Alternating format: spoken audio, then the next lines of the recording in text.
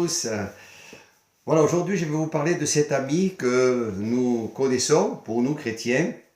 Nous avons un ami, et comme le dit ce cantique que vous connaissez, vous qui fréquentez nos réunions, ce cantique que nous chantons quelquefois, qui nous rappelle ces paroles merveilleuses concernant cet ami. Le cantique dit ceci, je voudrais juste reprendre simplement une strophe aujourd'hui. Quel ami fidèle et tendre nous avons en Jésus-Christ, toujours prêt à nous entendre, à répondre à notre cri. Il connaît nos défaillances, nos chutes de chaque jour, sévère en ses exigences, il est riche en son amour. Et puis il y a bien sûr d'autres paroles, et nous avons au travers de ce cantique tout un programme, n'est-ce pas, concernant la personne de Jésus à l'égard de ses enfants que nous sommes et également ses amis.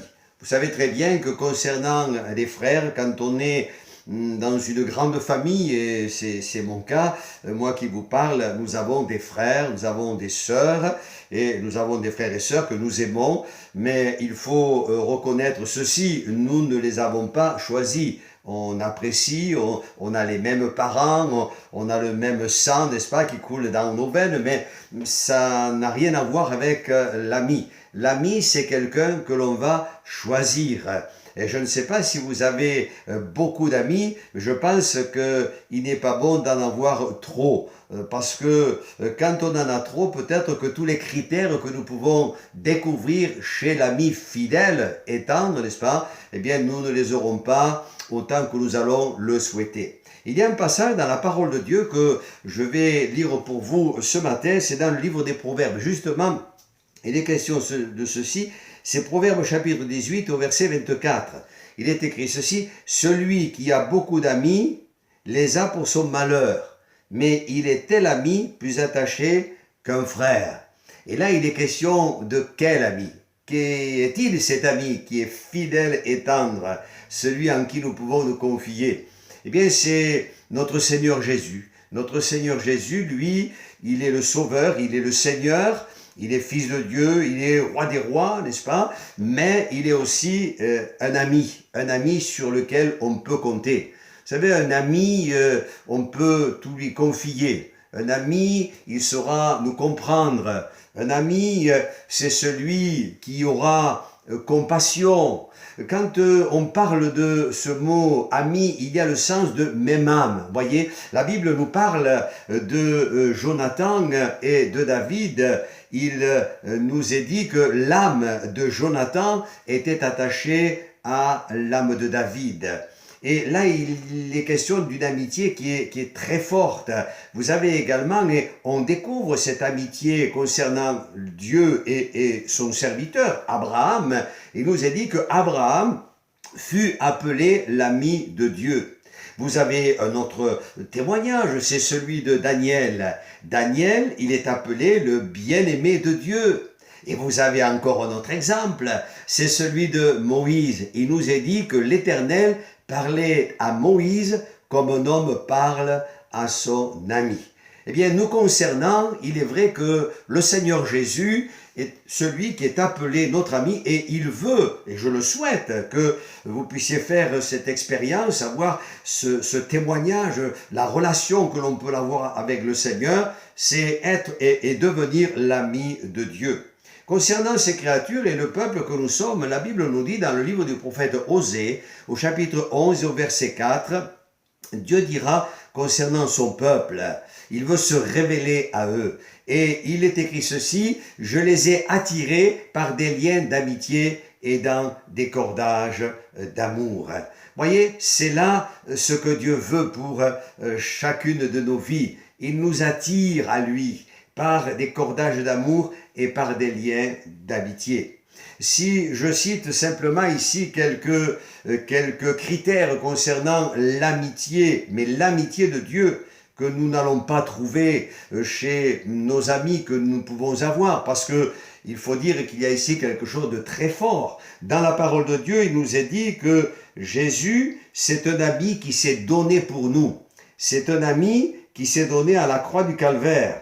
Il a assumé en son corps une expiation parfaite qui, voyez-vous, et chers amis, moi je vous appelle ainsi, mais tous les critères que nous découvrons eh bien, dans la personne de Jésus et ce qui se manifeste à notre égard, quand il est question de donner sa vie, mais qui peut dire, même si vous êtes ami de quelqu'un, eh bien il a donné sa vie et il va donner sa vie pour moi. Je sais très bien que des parents donneraient leur vie pour leurs enfants, mais là il est question de relation de père et de mère, n'est-ce pas, vis-à-vis des enfants. Mais là il est question de l'amitié de Dieu. Eh bien le Seigneur est celui qui donne sa vie. Sur la croix, le fait de donner sa vie, eh bien cela va nous procurer le pardon dont nous avons besoin. Le texte nous dit dans Jean chapitre 15, verset 13e, il nous est dit qu'il n'y a pas, voyez-vous justement, chers amis, il n'y a pas de plus grand amour que de donner sa vie pour ses amis. Eh bien, c'est ce que Jésus a fait. C'est ce que Jésus a fait. Jésus, c'est l'ami des pécheurs. Loin de les mépriser, il désire les sauver et il ne met pas dehors celui qui vient à lui. Dans Jean, l'évangile de Jean au chapitre 6 et au verset 37, c'est ce que nous voyons. Nous avons aussi en Jésus-Christ un ami qui est plein de compassion. Et nombreux sont les textes dans la parole de Dieu où nous voyons Jésus manifester sa compassion. Il ne reste pas insensible aux souffrances de ses créatures, aux souffrances, je dirais, de ses enfants. Dans le livre de Job, il est écrit ceci. Dans Job, au chapitre 6 et au verset 14, il est écrit « Celui qui souffre a droit à la compassion de son ami. » Et puis je voudrais ne pas être très long ce matin, mais voyez-vous, Jésus c'est aussi un ami qui nous conduit dans la bonne voie. Il va savoir nous prodiguer les meilleurs conseils et il est prodigue à tous ceux qui le recherchent et qui s'appuient sur lui, cherchent sa volonté à l'égard de leur personne, concernant peut-être eh bien un avenir, concernant peut-être une situation. Et puis je dirais qu'en terminant, c'est ce que nous découvrons dans le livre du Cantique des Cantiques, chapitre 5 au verset 16, Jésus, c'est un ami qui satisfait le cœur. Eh bien, c'est ce que je désire pour vous ce matin. Jésus est-il votre ami? Eh bien, je crois que c'est ce qu'il veut devenir pour vous et pour toi ce matin. Oui, quel ami fidèle et tendre nous avons en Jésus-Christ. Bien sûr, il nous est dit dans le cantique sévère en ses exigences. Qu'est-ce que cela veut dire? Tout simplement que le Seigneur eh bien, nous invite à nous débarrasser de tout ce qui pourrait nous empêcher, n'est-ce pas, de nous approcher de lui, peut-être à venir encore au pied de cette croix sur laquelle il donne sa vie, il va tout accomplir pour nous, en lui demandant pardon pour le fait d'être séparé de lui. On est séparé à cause du péché, on a besoin, n'est-ce pas, eh bien, de rentrer à notre Seigneur. Oui, c'est peut-être quelque chose un peu de fort et de dur, mais je crois que c'est le seul moyen et j'en suis convaincu. C'est pour ça que je vous l'annonce encore ici ce matin. C'est le seul moyen pour que Jésus devienne vraiment notre ami. On va lui faire confiance et donnez-lui aussi votre vie. Acceptez-le comme votre sauveur personnel. Alors il vous comprend, il a compassion, il connaît les besoins de votre cœur. Oui, qu'il devienne votre ami et n'oubliez pas, il a donné sa vie. Il n'y a pas de plus grand amour que de donner sa vie pour ses amis. Que Dieu vous bénisse et bonne journée et bon courage. Devenez vous aussi amis du Seigneur.